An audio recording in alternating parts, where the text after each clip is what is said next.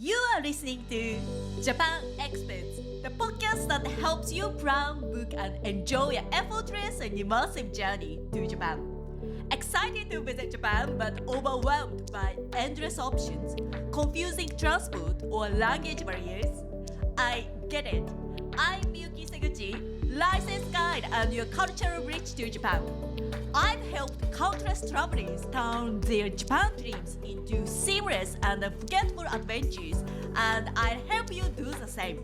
In every episode, you'll discover local tips, expert knowledge, and first-hand insights to plan with peace, travel confidently, and create lifelong memories in Japan. Ready to do this, Cassie? Let's dive in. Today, I'd like to share a conversation I had with Jason and Paul from the Sightseeing Japan podcast about planning a trip to Japan. We each share some of our favorite tips and perspectives to help you create a smoother and more enjoyable travel experience.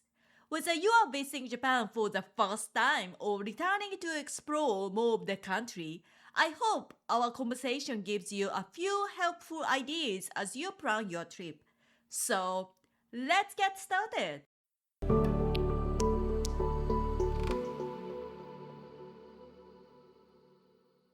You want to start, Paul? Yeah, I would love to start. I got lots of tips. I think the first thing I want to talk about is I'd say get an IC card. That's going to be super useful. So, what is an IC card? It's a little chip card that you get that you can charge with money. And then you just tap it entering trains and buses in most major cities, and it pays your fare for you. It's so much easier than trying to buy a ticket and figuring out how many stops you're going and how much you have to pay. Just load it up, ride around until you see the balance getting low. When you tap it on the gate, it'll even show you how much yen is left on your card, so you know when you have to charge it up. That's a great tip, Paul. Those are super useful, and you can use them at other places. You mentioned you can use them at vending machines and convenience stores, anywhere where you see there are little icons for the different IC cards. And if you see that at a store, it means you can use that to pay. Also, these days you can get those on your phone, right? Miyuki, I bet you probably use that on your phone every day, right? I do have a mobile speaker. So another things maybe I should add is that every region has got a different version of it. So the most popular one or the like widely known one is probably the Suica or Pasmo. These are the two IC codes that are issued in the Eastern Japan region. But if you go to the different regions, say like western part of Japan, you've got a different IC card. Yeah. And wherever you go, it doesn't matter which one you have, right? They work everywhere. It's just that if you get it in a certain region, you're going to get a certain design on the card, basically. But they all kind of work the same way, right? Correct. You've Good got tip, Paul. Yeah. Yeah, this is what it was it? Do you have a better tip, Jason? I don't know if I'd say it's better, but I have a tip. And I based this off of in my personal life. When people find out that I have a podcast about traveling Japan, maybe the most common question that I get is like, is it hard to travel around Japan if you don't know the language? It seems like a lot of people are really nervous about that. So my tip is don't be intimidated. Even if you've never been outside of your home country, like Japan is such a simple and convenient place to travel. The train systems are amazing. There's English signage pretty much everywhere. And if you really get stuck and you need to find somebody that speaks English, there's usually somebody around that can help you.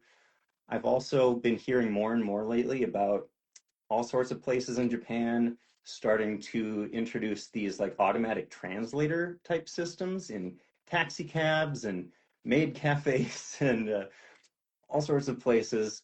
And especially nowadays with Google Translate, everybody's got it on their phone.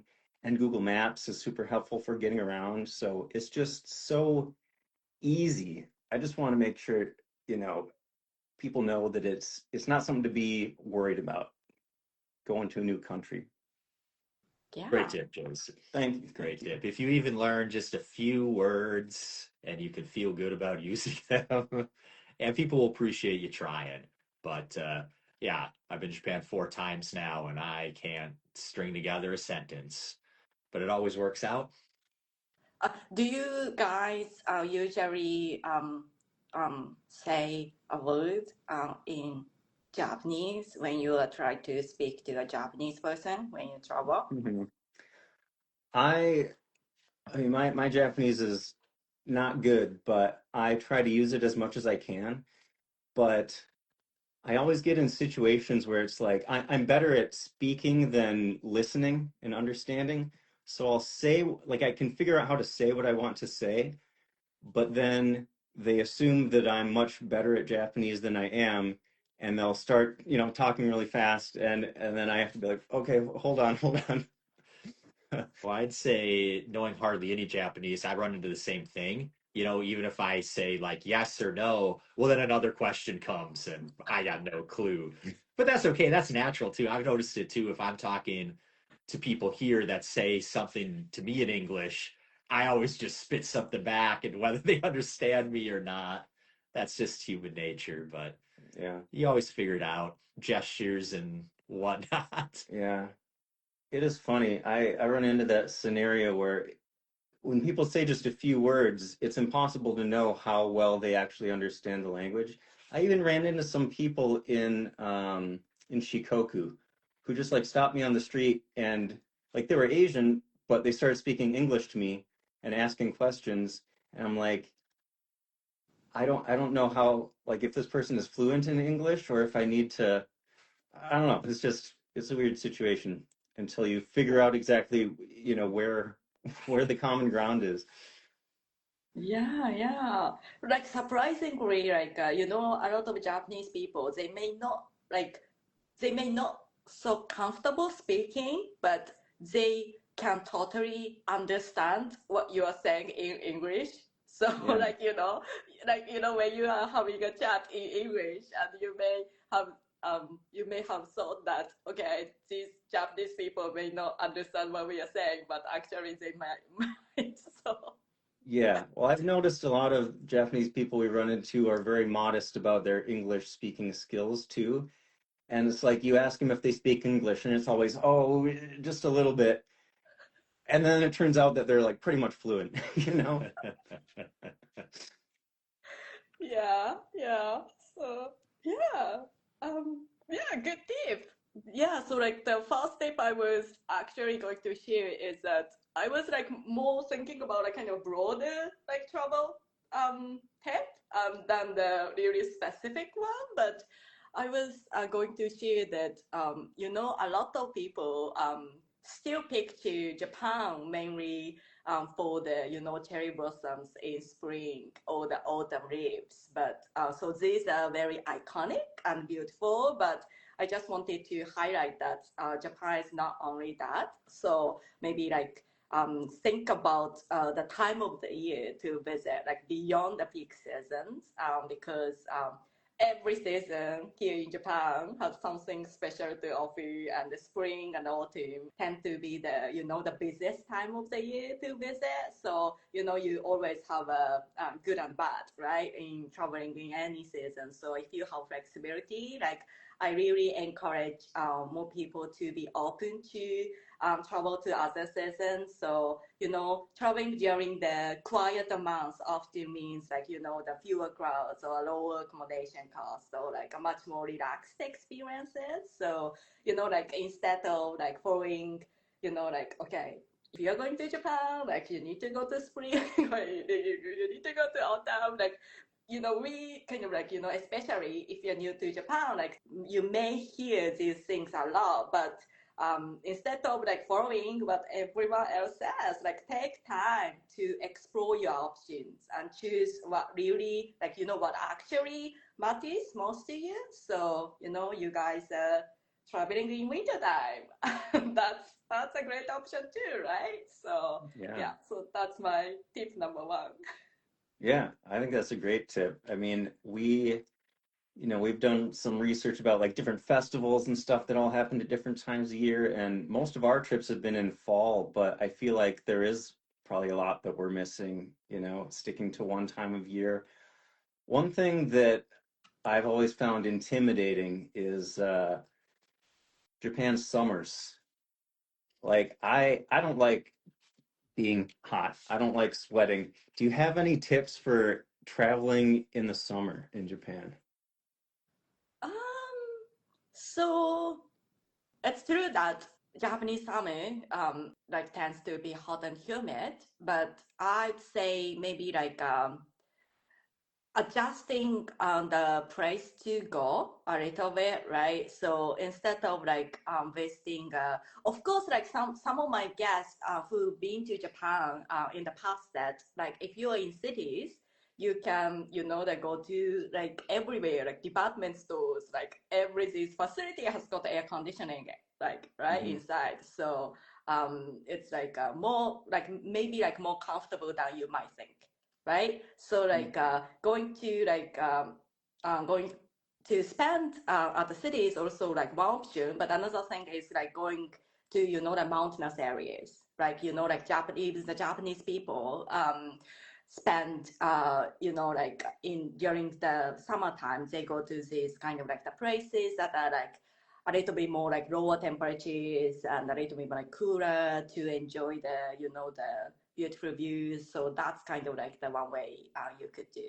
But one thing I just wanted to add is that so like I provide a travel planning support also, and I talk to the travelers to Japan all the time. But um, one thing that surprised me is actually like we want to stay in the room with air conditioning. Yeah, Like, yeah, yeah, of course. Yes, Like, yes. and I don't know, like, if it's like kind of like American people think that like Japan don't have air conditioning in rooms, but we do. Like yeah, every hotel or every room you could get has air conditioning. So that's not something you should worry about. So yeah, yeah, so if you go inside any facilities, it's like comfortable and it's like air conditioning is yeah. available. I've heard that in the UK there are a lot of places that don't have air conditioning, right? Yeah. That sounds awful. Yeah. I need air conditioning. I'm one of those people. Even in the fall, actually, if they don't like give me access to the air conditioner controls because they think it's too cool already, I'm not gonna be able to sleep. I need it at 65 degrees to sleep. Yeah. Yeah, that's true. Like some accommodations, they, like they do the, all facility, um, like, Like the central temperature air. control. Yeah. Yeah, So, yeah, Yeah. yeah. Yeah, we ran into that a couple times, and Jason will never forget. yeah. I need to be more careful reading. Here, this is another tip. When you're picking a hotel, if there's one thing that you're really picky about that's really important to you, read all the reviews and see if anyone's complaining about that thing that's Ooh, important to you. Google lets you search reviews now too. Yeah, So if I you actually type love in that. like air conditioning, it'll pull up all the reviews that mention air conditioning, and you can Yeah, see what they have to say. yeah. I do that at restaurants to try to see if they have vegan food. Hmm. I think that's a great tip, Miyuki. Uh, I know when we were in Nico, they were saying that there used to be summer retreats up by Lake Shuzenji up there, so it must be a Yeah, bit nicer up there. that's exactly what I was thinking of too. Yeah. Those the embassies for the foreigners that didn't want to deal with the heat. Also, I think the good point about the crowds, like especially if you're spending time in Kyoto, it might be a bit nicer in off season than if you're there at peak cherry blossom season. It's gonna be Mm. crowded everywhere you go. Yeah. So I guess I got another tip. Okay. I'll stay on the money payment theme here. Okay. Is make sure you have some cash in Japan. It's a lot easier these days. I think in the past, you usually had to maybe go to your bank ahead of time and try to get some currency exchange. You can still do that, or you can get it exchanged at the airport. But now 7-Elevens have ATMs that take most debit cards, and you can just go straight to a 7-Eleven, pull out some cash. But you're still going to run into like the vending machines or some restaurants or maybe street food or even entrance to temples and shrines you want to go Yeah. to that are cash only. So more and more credit cards I feel like I see accepted, but there's still some places where it's going to be good to keep a bit of cash on you and make sure you got some change. Mm-hmm. Good tip, Paul. I totally Yeah. agree. Or if you want to hit the gachapon machines, you gotta or play the arcades, you gotta have some cash. Yeah, yeah, Collect all your 100 yen coins so you can play arcades on your last day. yeah. No, I like to. I mean, I'm definitely going to be using the 7-Eleven ATMs a lot more. I think I first tried that on our last trip. Usually I bring a whole bunch of cash, but I'm comfortable with that now. Like it's reliable and simple and easy. Well, I have another tip. Yeah. So I know, Miyuki, I know this is something that you've talked about before, and we focus on this on our podcast too, is that to really get the most out of specific places that you're visiting, it's important to understand the culture and the history behind these places. And through our podcast, we always do these history sections to try to give people some background. And I know that on your tours, you really go deep with all the local knowledge. So my tip is to listen to every episode of our podcast and then go book a tour with Miyuki, and you're all set to have a great time in Japan. Yeah. That's wonderful. Thank you. Thank you. That's so nice of you to say that. And also, it's been like 3 years ago. Did you say? Yeah. Yeah. Our interview. Yeah. Yeah. Yeah. Yeah, that'd be a good episode to start with. We had an interview episode where we talked with Miyuki. It was great. I can't believe time flies so fast. So Yeah, it's been for 3 years. sure. Right. Yeah. So I was actually going to mention the little bit about the history and custom language also, but maybe I should give another tip. So the second tip is to spend less time in big cities and more time in rural areas than you might initially plan. So international visitor numbers are already at a record high and are expected to grow even further in the upcoming years. Over 70% of accommodation bookings are concentrated in just 3 major urban areas. So many travelers end up spending most of their time in Tokyo, Kyoto, and Osaka, often using them as bases for day trips. So I absolutely recommend spending time in these cities. They are on everyone's list for good reasons, I believe. But instead of staying in these cities longer than actually need or trying to hit every major city in each region, I encourage people to stop off and explore rural areas in between because that's where Japan's culture, traditions, and regional characters are really felt.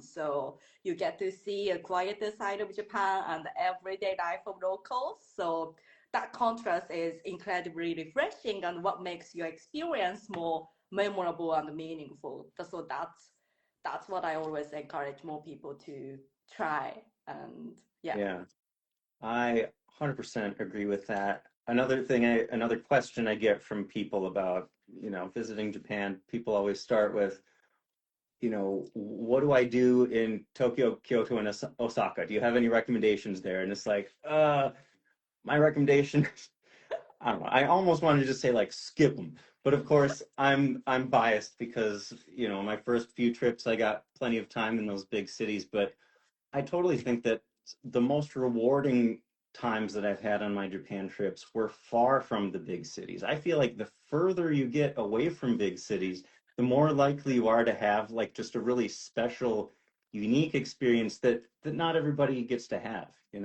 a lot of people that visit Japan, when they do go to those big cities, they all have the exact same experience, you know? And like you can go online and look at pictures of all these places, and of course they're incredible places. I'm not saying these aren't amazing places to visit. They're very beautiful, but you know, it's not about just going and looking at things. If you want to like have an experience that's more interactive and feel special, I think it's a really good idea to try to get to the more rural areas. Wow, nicely said. That's exactly what I wanted to say also. I think maybe to motivate people in a different way, the more people I talk to, I realize that trying great food is like a driving factor in a lot of people traveling to Japan. And there are all those great restaurants in Tokyo and Osaka, but there's so many amazing regional specialties out there. Like every city or town you go to has something a little bit special that you can't really find anywhere else.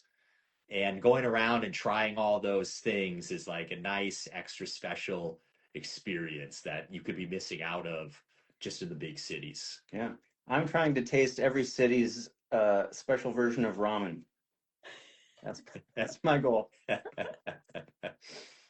Yeah, yeah. So like just to add, so like like business tend to think of, okay, like we want to taste like great food in Japan.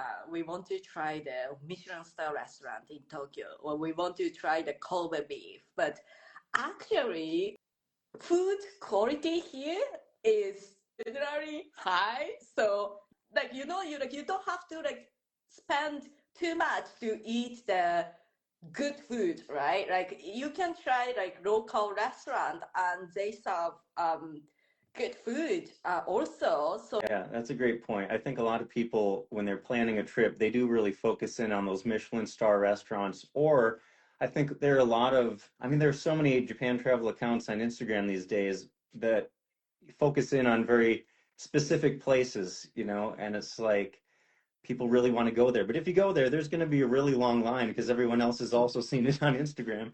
And you don't have to go there to get great food. Whenever people ask me for recommendations of where to eat, it's like, I don't want to send you to this one specific place. Like just go explore and see what you find and it's all good, you know? yeah, Yeah. that's great point. Yeah, definitely. It's always good to talk about food. Yeah. Okay. I got one more too that I was actually talking to you about the other day. Um, the staff at hotels are extremely friendly and helpful, and they can help with luggage too. Like we've done it so many times where we arrive in a city early in the morning, but you can't check into the hotel until the afternoon, but they will almost always hold your luggage for you, and then you can run around the city without having to worry about your luggage all day. Incredibly useful. Maybe even when you're checking out, if you're not leaving that city for a while, they might hold your bags for you that you can come back and pick them up later, right before you go. They could also help you call it cab if you don't want to walk or if it's a rainy day outside. Um, Make or reservations. yeah, make reservations at that restaurant you really want to get to that's reservation only. They can make that call for you and help you set those things up. So take advantage of that. They're kind of like your concierge person that is trying to help you out and make sure you have a really great experience at their place. Yeah, and you can save money dropping off your bags at the hotel rather than using the coin lockers at the station, which can also be very convenient in certain situations. But yeah, I mean, just the logistics of getting your luggage around is a big part of traveling, and it's nice when you can take the stress out of that by just dropping it at your hotel. I'll piggyback on that tip and say that it's also nice to book a hotel that's right by the train station so that you don't have to drag your bags if you have a bunch of them halfway across the city to drop them off at your hotel.